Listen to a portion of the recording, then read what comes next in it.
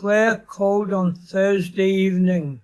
She'd had a difficult week, something with a colleague, something that had unsettled her. I could hear it in how she started the conversation, a slight heaviness, the way she paused before getting to the point. She told me what happened, the situation, the details, the sequence of events, and I told her what she should do about it.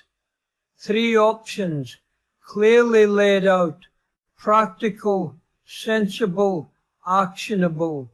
I felt useful. I hung up and made my tea, and it wasn't until I was sitting here in the quiet that it occurred to me she hadn't asked what she should do. She hadn't asked for anything. She had just told me about her week. I'm 84 years old and I'm still doing it. For most of my life, I understood love primarily as a problem-solving exercise. Someone brings you something difficult and you find the answer. You locate the flaw, identify the solution, present it clearly. That was care as I understood it. That was what a father did, what a husband did, what a useful person did. The problem is that most of what the people I loved brought me wasn't actually a problem. It was just life. Messy, unresolvable, ordinary life that didn't need fixing. It needed witnessing. It needed someone to sit across from it and say, yes, that sounds hard. Tell me more. I almost never said that. Maggie would come to me with something, a worry about Daniel, a difficult day at the library, something that was bothering her that she couldn't quite name. I'd listen for the part that needed solving, and once I'd located it, I'd offer the solution and consider the matter handled. She'd go quiet, and I'd feel the conversation had gone well. It hadn't gone well. She'd come for something I didn't know how to give, and left with a practical suggestion she hadn't asked for. She stopped bringing me certain things after a while, the softer things, the unresolvable things. She took those to her friends, to Claire eventually, to the quiet of her own thinking. I didn't notice the narrowing because the things she still brought me were the ones I was good at, the practical ones, the ones with answers. I thought we had a good marriage. We did, in the way that 2 people can build something functional and decent together over 50 years. But somewhere inside that decent functional thing was a woman who had learned not to bring her husband the parts of herself that didn't have a clear solution.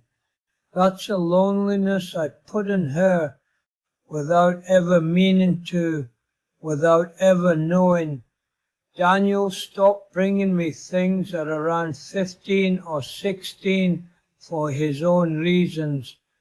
Claire learned to frame things as questions when she wanted to talk to me, because questions got better responses than feelings did.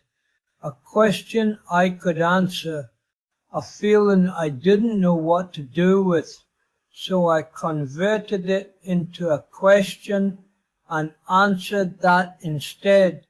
She figured that out on her own, adapted to the shape of me. Children are extraordinarily efficient at that. There was a night 1998, maybe 1999, when Maggie said something I've never forgotten.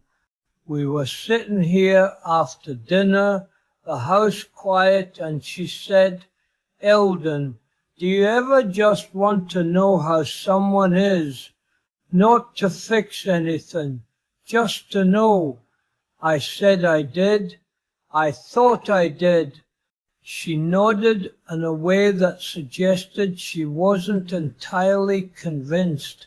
I've thought about that question for 25 years, whether I was capable of it. Genuine curiosity about the interior of another person with no agenda attached, no problem to locate and solve, just wanting to know how they were. The honest answer is that I didn't have much practice. My father didn't ask questions like that.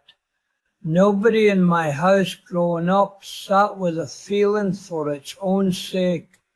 You identified the problem, you addressed it, you moved on. Emotion was something that pointed at a practical issue. Once the issue was handled, the emotion was supposed to resolve. People don't work that way.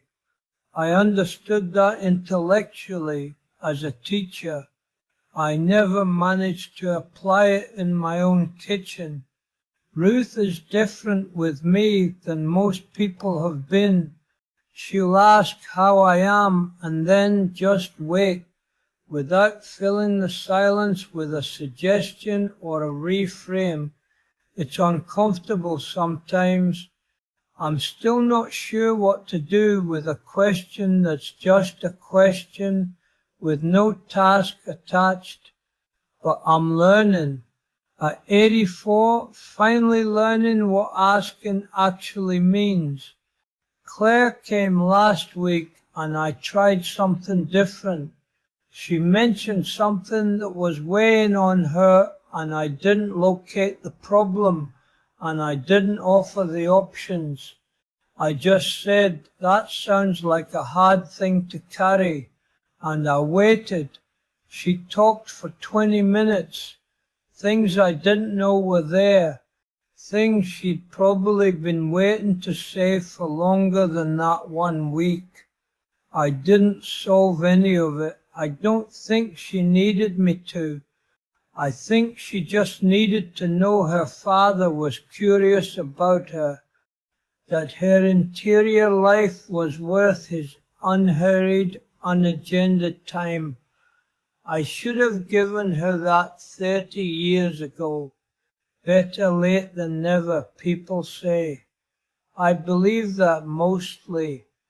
But I also know that 30 years is a long time to wait for your father to simply wonder how you are.